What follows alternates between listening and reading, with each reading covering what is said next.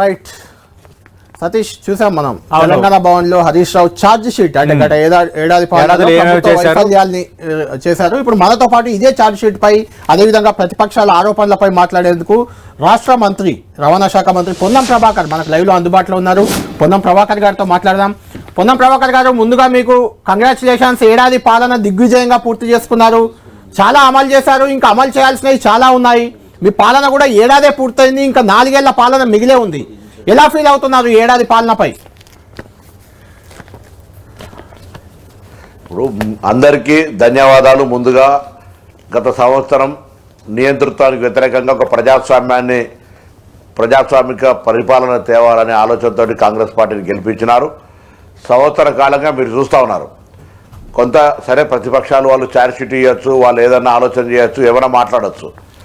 మీకు తెలుసు, సంవత్సర కాలంలో 5 సంవత్సరాలు ఇయ్యలే ₹1,00,000 రుణమాఫీని 9 నెలలలో 2 లక్షల రూపాయలు రుణమాఫీ చేసినాం రైతులకు. గతంలో ఎస్సీ ఇళ్లలో కూడా కరెంటుకు సంబంధించినటువంటి బిల్లులు కట్టకపోతే మీటర్లు విక్కచ్చుకున్నారు. మేము ఇలా కులాలతో సంబంధం లేకుండా 200 యూనిట్ల ఉచిత విద్యుత్ ఫ్రీగా ఇస్తూ ఉన్నాం. దాంతో పాటుగా తెలంగాణ అక్కా చెల్లెలందరికీ, మహిళలు మామూలు విషయం కాదు, ఇది ఒక రాజకీయ విప్లవం. ఎందుకంటే ఇప్పటికే 116-117 కోట్ల మంది ప్రయాణం చేసినారు. 4,000 కోట్ల విలువైన ప్రయాణం జరిగింది. దానికి అన్నింటే ఎక్కువ వాళ్ళకు ఉపాధి లేదా తదితర అవసరాలకు సంబంధించి లాభం జరిగింది. దానిపైన కూడా రాజకీయ విమర్శలు. అసలు వాస్తవంగా ప్రతిపక్షం సమర్థవంతంగా ప్రభుత్వానికి ఏదైనా సూచన చేస్తే తప్పకుండా దాన్ని స్వీకరించే ప్రయత్నం జరుగుతుంది. కానీ ఎన్నికైన ప్రజాప్రభుత్వానికి నెల రోజుల్లోనే మేము ప్రభుత్వం నడవదు, కూలగొడతాం, పిలిషా ప్రవర్తనాలు పెట్టి అటు బీజేపీ ఇటు టీఆర్ఎస్ కలిసి క్రిటిసైజ్ చేసే ఏదైతే విధానం ఉందో అది ప్రజలు గమనించారు. అందుకే వాళ్ళకు పార్లమెంట్ ఎన్నికలు కూడా చాలా పెద్ద ఎత్తున 0 రిజల్ట్ ఇచ్చినారు. ఇప్పుడు ప్రజలు కూడా ఆలోచన చేస్తున్నారు. 5 సంవత్సరాలు ఏడాది అయిపోయింది, చాలా అమలైనాయి. ఇప్పుడు మీరు చూపెడుతున్న ఇండ్లు కట్టబోతా ఉన్నాం, రేషన్ కార్డులు ఇవ్వబోతున్నాం. ఇక మిగిలిన 2-3 అంశాలే, వాటిని కూడా 100% విశ్వాసం ఉంది కాంగ్రెస్ ప్రభుత్వం ప్రజలకు. వాటిని తప్పకుండా చేస్తాం. అయితే ఆర్థిక పరిస్థితి కూడా రాష్ట్ర ప్రజలకు చెప్పినాం, మా కమిట్మెంట్ చెప్తున్నాం, ఉద్యోగస్తులకు 1వ తారీఖు జీతాలు ఇచ్చే చెప్తున్నాం. అన్ని రకాల కార్యక్రమాలు జరుగుతూ ఉన్నాయి. రైట్, ప్రతిపక్షం వాళ్ళ ప్రొటెక్షన్ మేమేం ఇబ్బంది చేస్తలేము. గతంలో అసెంబ్లీలో చర్చ కూడా జరిగే పరిస్థితి లేకుండే, అసెంబ్లీలో తెల్లవారుజామున 3 గంటల దాకా కూడా చర్చ చేయడానికి మేము చర్చలు చేస్తూ ఉన్నాం. సో డెమోక్రటిక్ అన్నిటికంటే 6 గ్యారెంటీల కంటే ఎక్కువ 7వ గ్యారెంటీగా ప్రజాస్వామ్యానికి పట్టం కట్టే విధంగా మా యొక్క ప్రభుత్వం పనిచేస్తుందని మేము ప్రజలు అందుకే ఆశీర్వచనం 1 సంవత్సరం వేడుకలు జరుపుకొని ఆశీర్వచనం తీసుకుంటున్నాం. రైట్, పొన్నం ప్రభాకర్ గారు, మీరు ఎంపీగా తెలంగాణ ఉద్యమంలో చాలా కీలకంగా ఉన్నారు. ఆ తర్వాత కూడా తెలంగాణ మూవ్మెంట్లో ఉన్న వ్యక్తి. తెలంగాణ వచ్చాక కూడా మీరు చాలా సందర్భాల్లో తెలంగాణ తల్లి విగ్రహాలను మీరే ఆవిష్కరించారు. అక్కడ నిలబడ్డ సందర్భాలు కూడా ఉన్నాయి గతంలో. ఆ తెలంగాణ తల్లి రూపురేఖలు ఇప్పుడు మార్చేస్తున్నారు, రేపు కొత్త విగ్రహావిష్కరణ చేయబోతున్నారు. దానికి మీరు మాజీ ముఖ్యమంత్రి కేసీఆర్ను కూడా ఆహ్వానించారు. వెళ్ళి ఏమన్నారు కేసీఆర్ గారు? ఏమన్నారు? విగ్రహ రూపురేఖలు ఎందుకు మార్చారు ఏంటి అని ఏమైనా అడిగారా? మీరు ఏమైనా చెప్పారా? ఆయన స్పందన ఎలా ఉంది? ఆ చర్చ ఏమి రాలేదు. మేము ప్రభుత్వం పక్షాన పోయి వారికి రిప్రజెంటేషన్ లెటర్ మా ఇన్విటేషన్ ఇవ్వడం జరిగింది. నాతో పాటు ప్రోటోకాల్ చైర్మన్ గారు, ప్రోటోకాల్ డైరెక్టర్ గారు కూడా వచ్చినారు. There is no political discussion, nothing. Before కార్డు చేయడానికి అయినప్పుడు మర్యాదగా వారు ముందు నుంచి కూడా ఒక అలవాటు ఉంది. వారు భోజనం చేపించినారు, భోజనం చేసినాం. దాని తర్వాత తెలంగాణ మూవ్మెంట్కి సంబంధించిన ఓల్డ్ ఇష్యూస్ మీద కొంత డిస్కషన్ తప్ప వేరే ఇంకా ఏ విషయాలకు సంబంధించి రాజకీయపరమైన అంశాలకు చర్చ లేదు. నేను రమ్మని చెప్పినాము. దాని తర్వాత నేను స్పందన ఇంటే వస్తావా రావా అని అడగడం భావ్యం కాదు. కాబట్టి మా తరఫున సాదరపూర్వకంగా ఆహ్వానం ఇవ్వడం జరిగింది. అంటే మీకు వచ్చే అవకాశం కనిపిస్తుందా? కేసీఆర్ గారు హాజరయ్యే అవకాశం కనిపిస్తుందా మీకు ఏమైనా? సరే, అది నేను ఇప్పుడు నేను ఎక్స్పెక్ట్ చేస్తానో రావాలని కోరుకుంటున్నాను. అంటే నేను ఎందుకు అడుగుతున్నానంటే ఆ రూపురేఖలపైనే బీఆర్ఎస్ అభ్యంతరం వ్యక్తం చేస్తుంది. తెలంగాణ తల్లి విగ్రహాన్ని మార్చారని చెప్తుంది. రాజీవ్ గాంధీ విగ్రహ స్థానంలో 4 ఏళ్ల తర్వాత మళ్ళీ పాత తెలంగాణ తల్లిని పెడతామని చెప్తుంది. ఈ పరిస్థితుల్లో బీఆర్ఎస్ నేతలు కానీ కేసీఆర్ గారు అటెండ్ అవుతారా? అయ్యే అవకాశం ఉందా? ఇప్పుడు ఒక నాయకుని విగ్రహం పెట్టిన తర్వాత తొలగించడం అనేటువంటి ఎంత ఇబ్బందో మీకు తెలుసు. మేము కూడా ఇప్పుడు ఎక్కడ అదేదో రోడ్డు వైండింగ్లో ఎక్కడో పోయినప్పుడు జరిగిన పాత గతంలో అప్పుడు తెలుగు తల్లి ఉండే. దాని తర్వాత తెలంగాణ తల్లి 10 సంవత్సరాలు పెట్టక మేమేం వద్దని లేదే. ఇప్పుడు మీరు 4 ఏళ్ల కింద వచ్చిన తర్వాత పెడితే రావాలి కదా అధికారంలోకి, అవన్నీ చర్చ అనవసరం. ఇప్పుడున్న తెలంగాణ తల్లి విగ్రహం మీద ఎవరైనా అభిప్రాయ భేదాలు ఉంటే అభిప్రాయ భేదాలు వాళ్ళు వ్యక్తపరచుకునే హక్కు ఉంది. ఇది ప్రభుత్వానికి అందరి కొంత చర్చలు జరిపిన తర్వాత దీనికి సంబంధించి ఒక ఫైనల్ చేసినారు కాబట్టి మేము ఆ కార్యక్రమం తీసుకొని పోతా ఉన్నాం. దాని తర్వాత వాళ్ళకి సంబంధించి రైట్ భవిష్యత్తు ఎట్లుంటుందో చూద్దాం. దాని గురించి ఇప్పుడే ఆలోచన చేయడం, ఆందోళన చెందడం అవసరం లేదు. అంటే పొన్నం ప్రభాకర్ గారు ఏడాది పాలన ముగిసింది, హామీల అమలు పైన పదే పదే ప్రతిపక్షాలు కొన్ని అంశాలని ప్రస్తావిస్తున్నాయి. ఈ రెండో ఏడాదిలో ప్రత్యేకంగా ఎజెండా ఏమైనా ఉందా? ఏం చేయబోతున్నారు? అలాగే లోకల్ బాడీ ఎలక్షన్స్ కూడా వెళ్ళబోతున్నారు, ఏం చెప్పి వెళ్ళబోతున్నారు? ఇప్పుడు ఆల్రెడీ కుల సర్వే దేశానికి దిక్సూచిగా తెలంగాణ రాష్ట్రంలో జరుగుతూ ఉంది. మేము కామారెడ్డి డిక్లరేషన్ ప్రకారంగా బలహీన వర్గాలకు అత్యంత ప్రాధాన్యత ఇవ్వాలనేది మా పార్టీ లైన్. ప్రభుత్వం దాన్ని అమలు చేస్తుంది. మా ముఖ్యమంత్రి గారు, ఉప ముఖ్యమంత్రి గారు, కేబినెట్ అనేక సందర్భాలు చెప్పినాము. స్థానిక సంస్థల ఎన్నికల వాయిదా కూడా అదే కారణంతో వాయిదా పడ్డాయి. తప్పకుండా కోర్టు దృష్ట్యా లేదా స్థానిక సంస్థలో ఉన్న చట్టం ప్రకారంగా ఎన్నికలు జరపాలి. రిజర్వేషన్లను అందరికీ అవకాశం ఇచ్చే విధంగా చేసి మరి నిర్వహించడం జరుగుతుంది.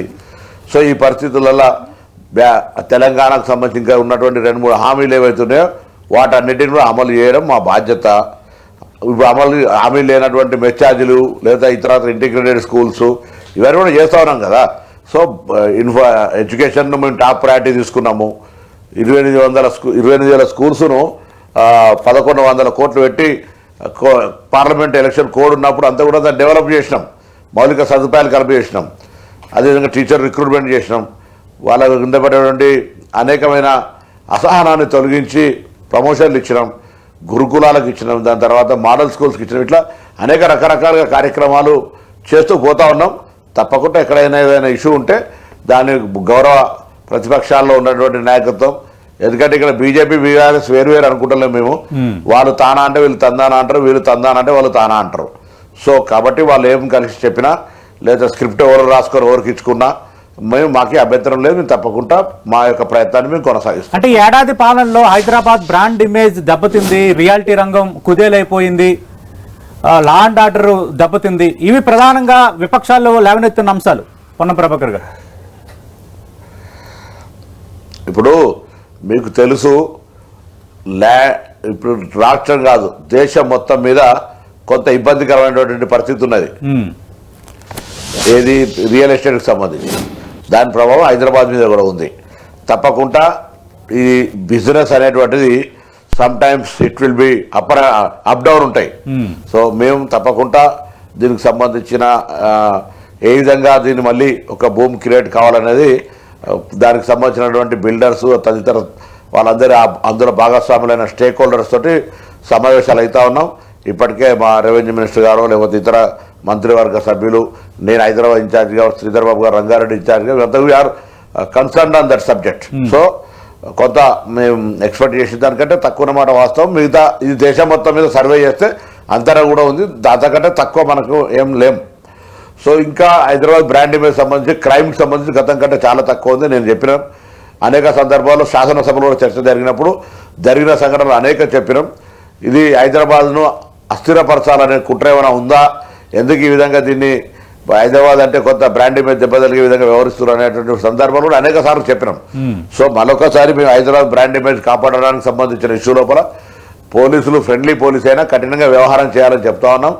గట్టిగా పోలీసులు చట్టాన్ని కాపాడడం లోపల లేదా అక్కడ నేరస్తుల పట్ల కఠినంగా వ్యవహారం చేయడానికి సంబంధిత అధికారులకు మన హోమ్ డిపార్ట్మెంట్కు సంబంధించినటువంటి సంవత్సర పరిపాలన చర్చ జరిగినాడు కూడా ముఖ్యమంత్రి గారు గట్టిగా చెప్పినారు.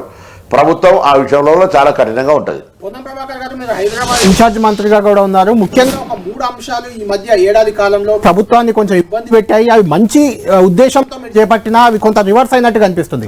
ఒకటి మూసీ ప్రక్షాళన, అక్కడ మూసీ వాళ్ళ ఇళ్లను కూల్చడం. రెండోది హైడ్రా పేరుతో కొంతమంది నిరుపేదల ఇళ్లను కూల్చడం. మూడోది లగిచెర్ల కొడంగల్ ముఖ్యమంత్రి నియోజకవర్గం, అక్కడ ఫార్మాసిటీ భూములను తీసుకునే ప్రయత్నం, అక్కడ జరిగిన వివాదం. ఈ 3 అంశాలు ప్రధానంగా ప్రభుత్వానికి ఒక మచ్చగా మారాయి ఈ 3 ఏడాదిలో అంటే ఏం చెప్తారు?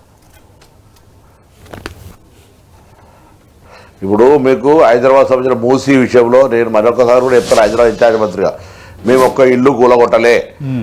ఒక మలక్పేట్ కాన్స్టిట్యూన్సీలో మాత్రం 256 ఇండ్లను మేము షిఫ్ట్ చేసిన పిల్లి గుడిసెల్లోకి. అవి మాత్రమే కూలగొట్టడం జరిగింది. ఏ ఒక్కరిని బలవంతంగా ఖాళీ చేయించలేదు. ఆ ఖాళీ చేయించి ఆల్రెడీ ఇప్పించిన వాళ్ళకి కూడా డబుల్ బెడ్రూమ్ ఇస్తూ 25,000 షిఫ్టింగ్ ఛార్జెస్ ఇస్తూ 2 లక్షల రూపాయలు కూడా ఇచ్చినాం. సో ఎక్కడ కూడా బలవంతం లేదు. హైడ్రాకు సంబంధించి హైడ్రా దాని ప్రాసెస్ చెరువులు కాపాడాలి, చెరువులకు సంబంధించిన అంశం మీద జరుగుతూ ఉంది. అది కూడా ఒక మొదట కొంత ఇబ్బంది అనిపించి లేకపోతే ఇంకోటి అనిపించినా ప్రజలు కూడా దాన్ని ఇది రావాలి, భవిష్యత్తు ఉండాలంటే గ్రౌండ్ వాటర్ ఇంప్రూవ్మెంట్ కావాలి, ఇంత పొల్యూషన్ ఇటువంటి కంట్రోల్ ఇవన్నీ జరగాలంటే ఉండాలని కోరుకుంటా ఉన్నారు. సరే, అందులో ఏమైనా ఉంటే సమీక్షించుకుంటున్నాం. కొంత ఇండ్లకు సంబంధించి మార్కింగ్ చేయడం దానివల్ల కొంత ఆందోళన కలిగింది. దానిలో ప్రతిపక్షాలు ఎక్కువగా దాన్ని బ్లేమ్ చేసే ప్రయత్నం చేసింది. మేము కూడా సీఓలు పోయించినాము. ఎక్కడైతే వాటర్ బాడీస్ ఉన్నాయో అక్కడ ప్యూరిఫికేషన్ జరిగితే డెవలప్మెంట్ చాలా బాగైంది. కాబట్టి మేము అక్కడ ఉండేటువంటి వాళ్ళకి పునరుజ్జీవం, దాన్ని ఏదో మేము టూరిజమో లేదా ఇంకో ఆలోచన కాకుండా ఆ ప్రాంతం అంతా కూడా మూసి నుంచి రక్షించాలనేటువంటి ఆలోచనతో ప్రయత్నం చేస్తున్నాం. సరే, ఇది ఇవాళ కొత్తగా మూసి మేమే MUCI మేమే స్టార్ట్ చేయలే. గతంలో మా కాంగ్రెస్ నుంచి పోయిన ఎమ్మెల్యేను చైర్మన్ చేసి వాళ్ళు కూడా ప్రయత్నం చేశారు. వాళ్ళ మాటలకు పరిమితమైన మేము పనిచేస్తున్నాం అంతే. ప్రతిఘటన ఉంటుంది. దాన్ని ఎట్లా ఎవరికి నష్టం జరగకుండా మళ్ళొక్కసారి కూడా మీకు హామీ ఇస్తాను, ఎవరికి ఇంత నష్టం జరగకుండా వాళ్ళందరికీ సెటప్ చేసిన తర్వాతనే మిగతా కార్యక్రమం తీసుకుంటాం. పొన్నం ప్రభాకర్ గారు, లాస్ట్ క్వశ్చన్ ఇదే చివరి క్వశ్చన్. ధన్యవాదాలు, నమస్కారం, ధన్యవాదాలు. లాస్ట్ క్వశ్చన్ ఒకటే, లాస్ట్ ప్రశ్న. మీరు 6 గ్యారంటీలు చాలా హామీలతో అధికారంలోకి వచ్చారు. అందులో ప్రధానంగా రైతు భరోసా ఇప్పటి వరకు రావట్లేదని విమర్శ ఉంది. మహాలక్ష్మి కింద మహిళలకు 2,500 ఇవ్వట్లేదని, తర్వాత స్కూటీలు ప్రతి విద్యార్థికి స్కూటీలు ఇస్తామన్నారు. వలస రైతు కూలీలకు 12,000 ఇస్తామన్నారు. ఇవేవి అమలు కాలేదు అనే ఒక విమర్శ అయితే ఉంది. 2వ ఏడాది ఇవన్నీ ఇంప్లిమెంట్ అయ్యే అవకాశం ఉందా? తప్పకుండా సాధ్యమైనంత చేస్తాం. అదేవిధంగా మీరు మా మేనిఫెస్టో లిస్టు చదివినట్టుగా మీరు మళ్ళీ చర్చలో మాట్లాడినప్పుడు టీఆర్ఎస్ ఇతర వచ్చినప్పుడు 10 సంవత్సరాలు వాళ్ళ మేనిఫెస్టోలో నిరుద్యోగ వృత్తి ఇచ్చారు, లేకపోతే ఇక రకరకాల అనేక హామీలు ఉన్నాయి. డబుల్ బెడ్రూమ్లు ఎన్ని కట్టిరు, లేకపోతే అన్ని తెలుసుకోండి.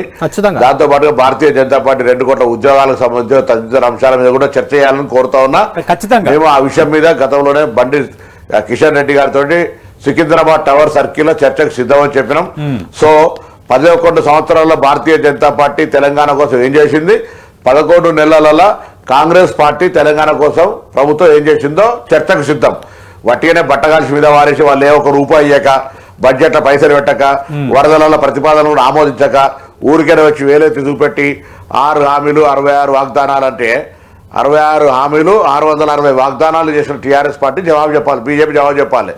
వాళ్ళు వీళ్ళిద్దరు కలిసి రాష్ట్రంలో ప్రభుత్వాన్ని నిలవనీయం, ప్రభుత్వాన్ని ఇబ్బంది పెడతామని ఆలోచన చేస్తే ప్రజలు అర్థం చేసుకుంటూ మన ఫలితాలు చూపెట్టారు. ఒకరికొకరు బలపరచుకోవడం వల్ల బీజేపీకి 8 సీట్లు వచ్చినా టీఆర్ఎస్ 0 అయింది. సో అటువంటి పరిస్థితులలో ప్రజలు గమనించండి. రాబోయే కాలంలో అబద్ధాలు ప్రచారం చేసే ప్రతిపక్షాల పట్ల జాగ్రత్తగా ఉండి కాంగ్రెస్ను బలపరచండి. సంవత్సర పాలనలో మేము అన్ని రకాల సమస్యలు తీర్చే ప్రయత్నం చేసినాం. అన్నిటికంటే ఎక్కువ 7వ గ్యారంటీగా తెలంగాణ ప్రజల ఆకాంక్షలకు, ఆత్మగౌరవానికి సంబంధించి ఎక్కడ కూడా నియంతృత్వం లేకుండా ఉద్యోగాలు 55,143 ఉద్యోగాలు ఇచ్చి అనేక కార్యక్రమాలు చేసుకుంటున్నాం. దానికి కూడా ఏం చెప్తాను, మేము ఇచ్చిన నోటిఫికేషన్ ఇస్తే రిక్రూట్మెంట్ నేను ఆపినా, నీకే పేపర్ లీకేజీ, నీకు ఇవన్నీ అన్ని రకరకాల కారణాలు కదా. ఆనాడు మాట్లాడిన బీజేపీలు ఇలా మాట్లాడతారు. సో ఏది ఏమైనా దయచేసి మీ 10 టీవీ ప్రేక్షకులకు, మీ సిబ్బందికి, యావత్ జర్నలిస్టులందరికీ కూడా నమస్కారం.